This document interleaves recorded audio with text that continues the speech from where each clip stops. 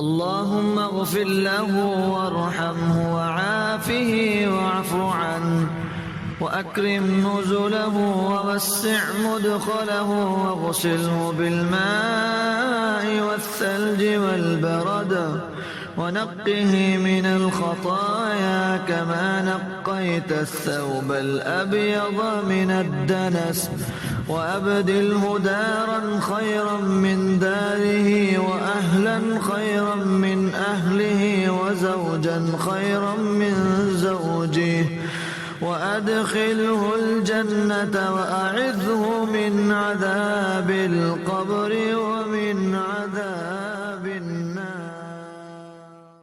اللهم اغفر لحينا وميتنا وشاهدنا وغائبنا وصغيرنا وكبيرنا وذكرنا وأنثانا.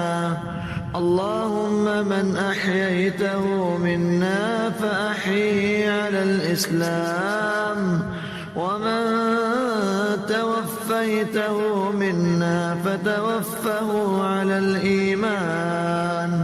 اللهم لا تحرمنا أجره ولا تضلنا بعده. اللهم إن فلان ابن فلان في ذمتك وحبل جوارك فقه من فتنة القبر وعذاب النار. وأنت أهل الوفاء والحق فاغفر له وارحمه إنك أنت الغفور الرحيم. اللهم عبدك وابن أمتك احتاج إلى رحمتك وأنت غني عن عذابه.